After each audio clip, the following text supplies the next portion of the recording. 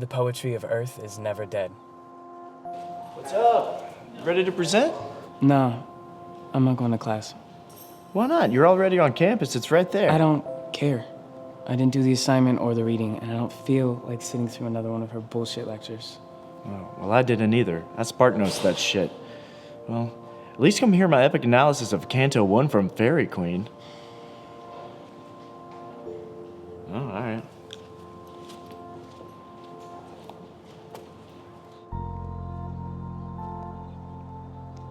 And if only for a moment. And if only for a moment her chest swelled full of stars, exploding into the atmosphere so that her eyes could hardly see. He looks in vain for heavenly beauty, he who never looked upon her perfect eyes, the vivid blue orbs turning brilliantly. He does not know how love yields and denies. He only knows who knows how sweetly she can talk and laugh, the sweetness of her sighs.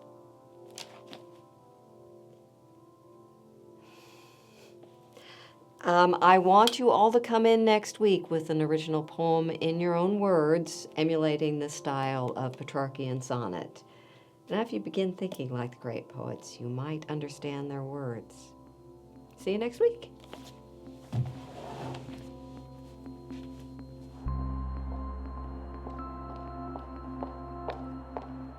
Hey, how are you today? Good. Oh, thank you. You're so sweet. Yeah, please, have a seat. Okay. Well, it's good to see you. Yeah, you too. Simple exchanges mean the world to me. Don't feel the pressure of 1,000 ships all sailing off to sea. The voice you have, it suits me, tender as fresh flesh. To crack a joke and make you blush, the blood from my heart instantly rushes to my head, filling my brain, too hot to speak. Natural bliss and epiphany still drowns me when I'm not with thee. Don't need to see your face, it's been etched in my mind, surrounded by the soft white glow of beauteous epitome.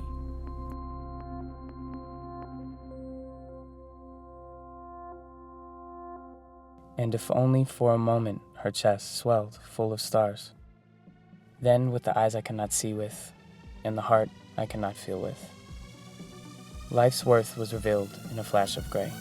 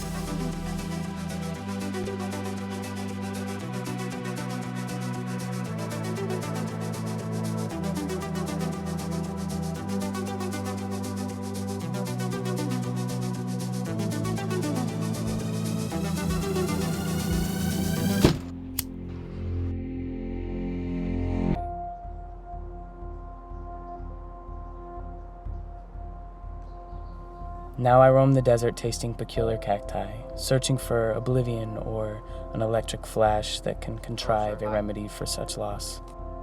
At each useless tick of a clock, surrounding a moment. Hello, hi. How are you? Fine. What do you want? I'm a Campus Crusader, a Christian organization. I'm Jewish. Excellent. the chosen people. Are you still practicing? Practicing what? Maintaining your relationship with the Lord, praying, reading the Word. No.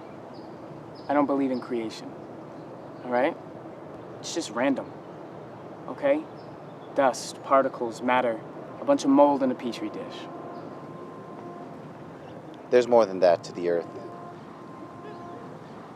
What would you do if you could do anything you wanted all day? Probably what I'm doing right now. I would read, write, maybe play some music.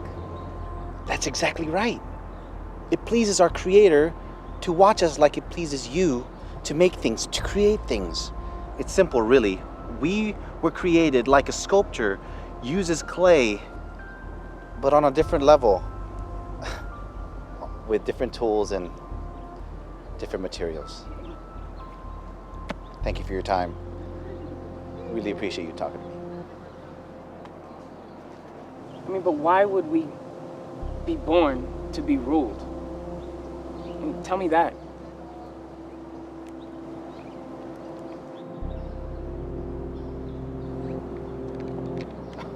Okay, thank you. Thank you for your time.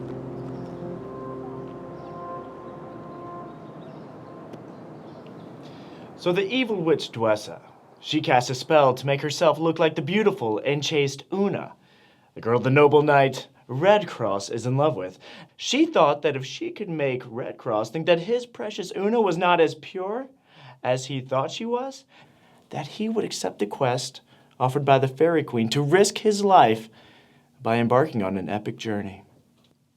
Thank you.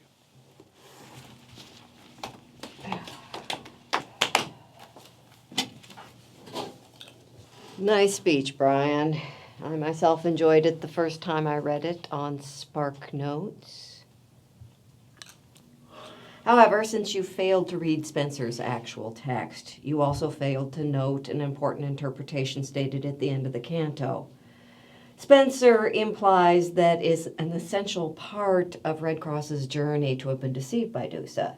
If he hadn't been, he would have stayed in his homeland with Una, and he never would have been given the opportunity to test his faith.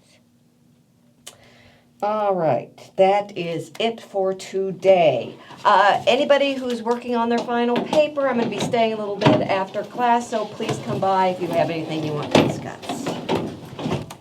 Jim, would you mind staying? We need to have a little chat.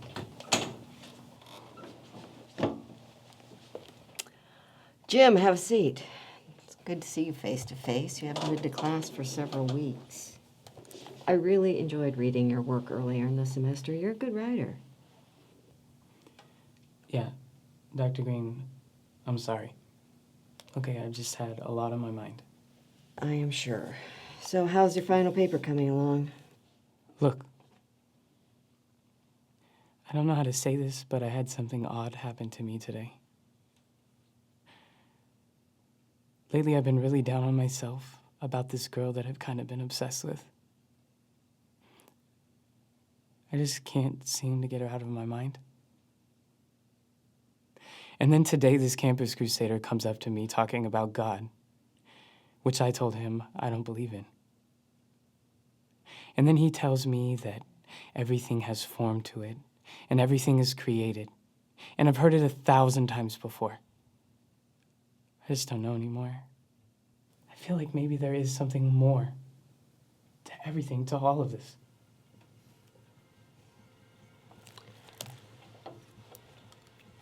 That is a really big realization, Jim. Jim, these emotions that you've been going through, this epiphany that you had today, you might not be the only person who has experienced them. Yeah, I guess you're probably right. But it feels like it. Look, there's something I want you to listen to.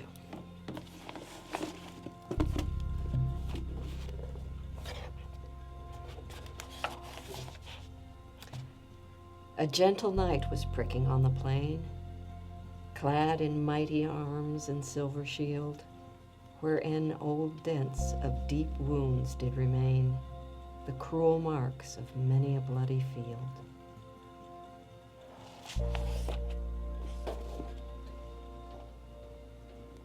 Thank you, Dr. Green.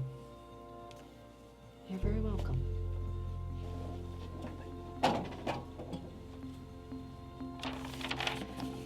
The poetry of Earth is never dead. Hey, Hey, how are you? good. Good. How'd your talk go? It went better than expected. Yeah. What are you writing? This is a little poetry. Okay. Any Keats in there?